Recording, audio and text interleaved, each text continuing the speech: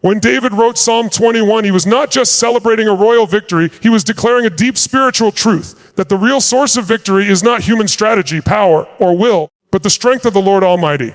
The king rejoices in your strength, Lord. How great is his joy in the victories you give. A Psalm 21's and when. That one line carries an entire philosophy of life, a mindset that separates ordinary achievers from spiritual warriors. David understood something most people miss, that God's strength is not just a distant force. It is a living power that flows through you when you align your heart, your mind, and your purpose with his will. You see, so many people wake up every day trying to win battles in their own power, fighting anxiety, fighting fear, fighting circumstances, fighting their own doubts, and they wonder why they feel drained. But here's the truth, when you depend only on your own strength, you will always reach a limit. Your energy fades, your motivation fades, your confidence fades. But when you lean into God's strength, when you anchor your life in his power, you tap into a source that never runs dry. Think about David's life. He didn't become victorious because he was perfect. He became victorious because he was connected to the one who gives victory. When he faced Goliath, it wasn't his slingshot that brought him victory. It was his faith in the living God. When he ruled as king, it wasn't his crown that made him powerful. It was his dependence on the Lord. And that's the message for us today.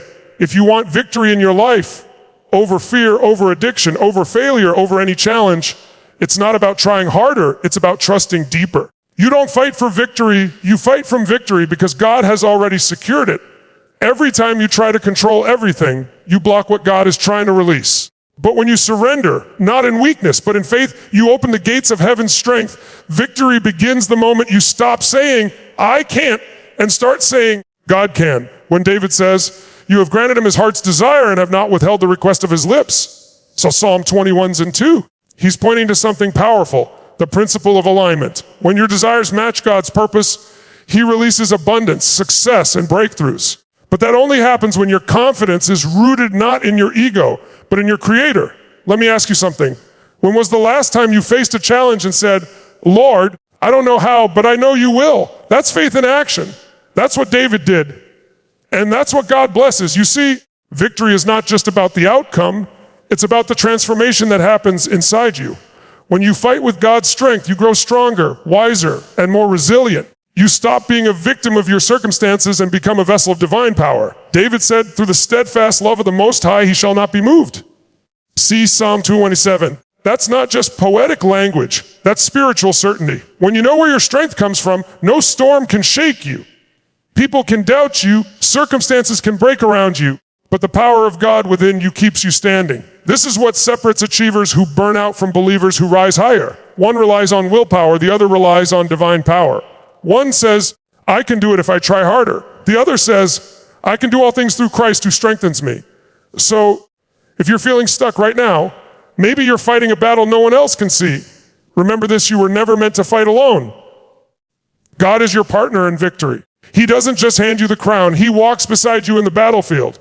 Victory is not something you chase, it's something you receive when you walk in obedience, gratitude, and faith.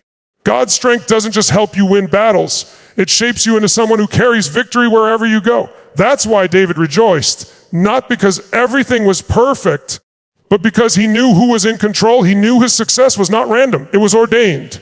It was the fruit of divine favor. And today I challenge you to live with that same faith. Stop measuring your power by what you can see. Start declaring what God has already spoken over you. You are not weak, you are not forgotten. You are chosen, empowered, and backed by the very power that raised Jesus from the dead.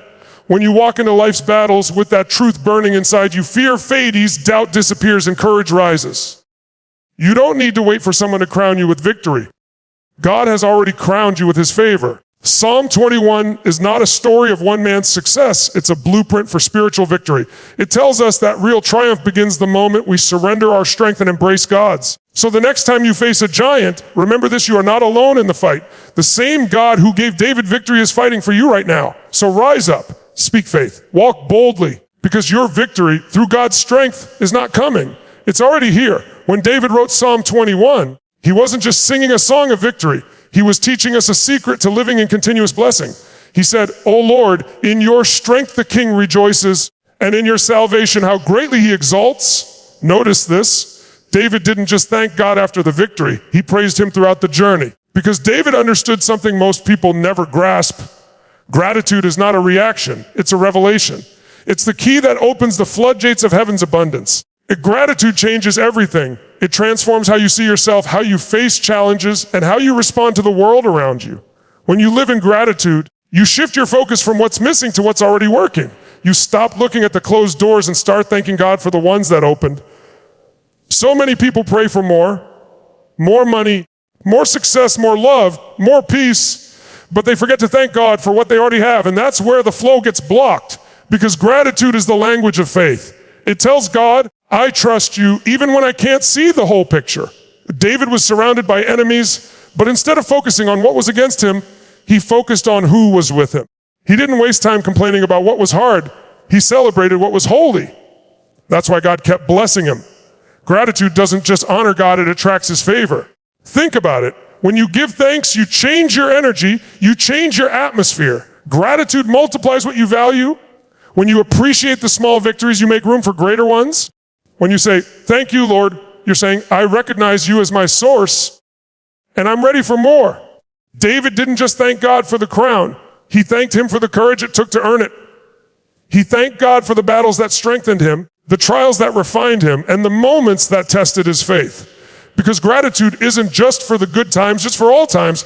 If you only thank God when life is perfect, your faith is shallow. But when you thank him in the valley, when you thank him in the storm, when you thank him in the waiting, that's when your gratitude becomes power. That's when it becomes worship. Gratitude shifts your perspective from why me to thank you, Lord, for choosing me to grow through this. And when you start living that way, you stop being a victim of life and start becoming a victor in life. Psalm 21:3 says, you came to greet him with rich blessings and placed a crown of pure gold on his head. Look at that. David's heart of gratitude invited more blessings. God didn't just give him what he asked for, he gave him more. That's how gratitude works. It multiplies, it expands, it elevates. When you live in a spirit of gratitude, you begin to see the fingerprints of God in everything, in the sunrise, in the breath you take, in the strength to keep going when life gets hard. Gratitude takes the ordinary and makes it sacred. You want to transform your day. Start it when a change giving you'd. Start counting your blessings. You want to unlock the flow of favor in your life. Stop complaining about what you lack and start celebrating what you have. Here's what's powerful. Gratitude and fear can't exist in the same heart. You can't be thankful and afraid at the same time. The moment you start giving thanks, fear loses its grip. Anxiety dissolves. Doubt weakens. Because gratitude shifts your focus back to the truth that God is still in control. David's life was not easy. He faced betrayal, loss, heartbreak, and danger. Yet his song remained the same. The Lord is my strength and my shield. My heart trusts in him, and I am helped. That's gratitude in its highest form. Not waiting for the outcome to celebrate, but praising God right in the middle of the process. And when you do that, when you live in gratitude, no matter what's happening around you, you become unstoppable, because nothing can steal the joy of a grateful heart. Not circumstances, not people, not the past, not the devil himself. Every time you say, thank you, Lord, you're declaring war against negativity. You're silencing the voice of doubt. You're saying, my God is greater than what I see. Gratitude is your greatest weapon. It's what turns your struggle into strength and your test into testimony. Psalm 21 shows us that gratitude is not just about emotion, it's about direction. It directs your heart toward the source of your blessings. It reminds you who's really in charge. So today I challenge you. Don't just say thank you once in a while. Make gratitude your lifestyle. Wake up and thank God before you check your phone. Thank him for what you've learned from the pain. Thank him for what he's preparing, even when you can't see it yet. Because when you live in gratitude, you open yourself to God's overflow. Blessings chase you, peace fills you, and faith fuels you. Gratitude doesn't just make you feel good, it makes you strong. David understood this. Gratitude was not a reaction to victory. It was the reason for it. The more he thanked God, the more God lifted him higher. So, no matter where you are today, whether you're standing in victory or walking through a valley, lift your hands, lift your heart, and say, thank you, Lord, for everything, the seen and the unseen, the joy and the pain, the blessings and the lessons, because I know you are with me. That's the power of gratitude. It unlocks the flow of blessings, turns battles into breakthroughs, and transforms ordinary moments into divine miracles. Psalm 21 is not only a song of gratitude for past victories, it's a declaration of confidence for the future. It's a bold proclamation that says, the same God who gave me victory yesterday will guide me tomorrow. When David looked at his life, he saw something deeper than battles won or crowns gained. He saw a pattern of God's faithfulness. And that's where his confidence came from. His confidence wasn't in his title as king, nor in his army, nor in his wealth. It was in God's unchanging character. Psalm 21:7 says, for the king trusts in the Lord. Through the unfailing love of the Most High, he will not be shaken. That's not just poetry, that's power. David is saying, my stability doesn't depend on my circumstances. It depends on my trust. And that's the message for you today, sir. And for anyone who's standing at a crossroads wondering what the future holds, you may not know what tomorrow looks like, but you can trust who holds tomorrow. Confidence in God's promises means you walk with peace even when the path is unclear. It means you speak faith even when you don't see the results yet. It means you know that if God brought you this far, he's not going to leave you now. Too many people live in fear of the future, afraid of losing, afraid of failing, afraid of change. But faith doesn't fear the unknown, faith conquers it. Because real confidence doesn't come from what's predictable, it comes from what's promised. David understood that. He knew battles would come, storms would rise, enemies would plot, but he didn't tremble. Why? Because he was anchored in God's covenant. He knew the love of the Most High was unfailing. That's a powerful word, unfailing. It means it doesn't quit on you when life gets hard. It doesn't dry up when you mess up. It doesn't fade when the world changes. God's love is consistent, constant and unstoppable. That's why David could rejoice, not just over what had happened, but over what was yet to come. Because when you've seen God's hand in your past, you don't question his hand in your future.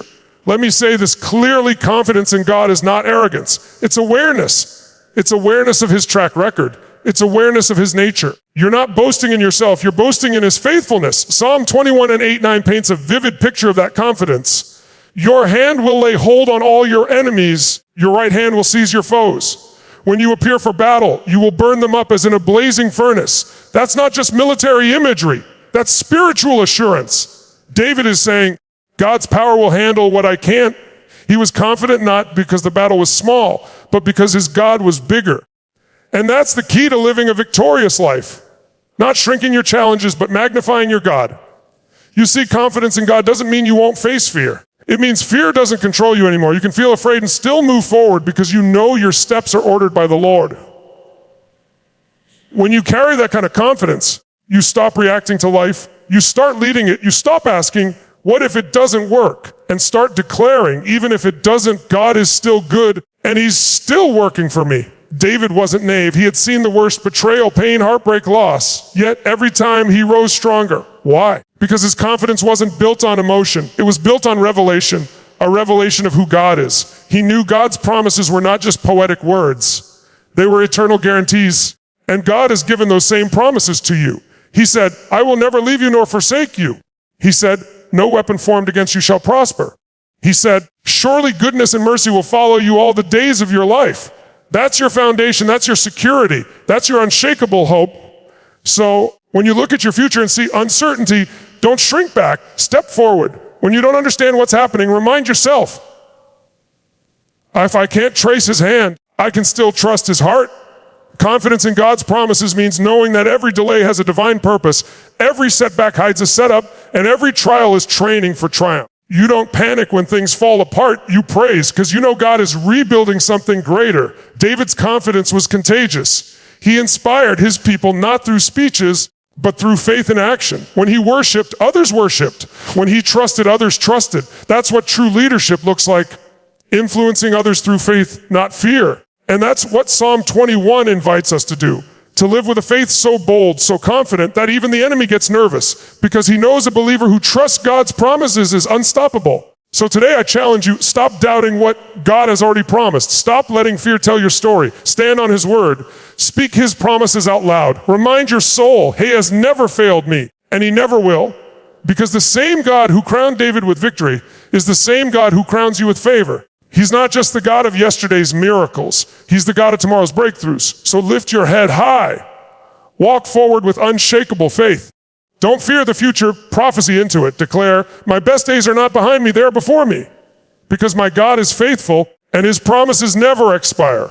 That's what confidence in God's future promises looks like. Not arrogance, not emotion, but faith-fueled certainty that whatever comes next, God is already there preparing your victory, because when your trust is rooted in the Most High, you will not be shaken. You will not be broken. You will rise stronger, wiser, and crowned with His glory.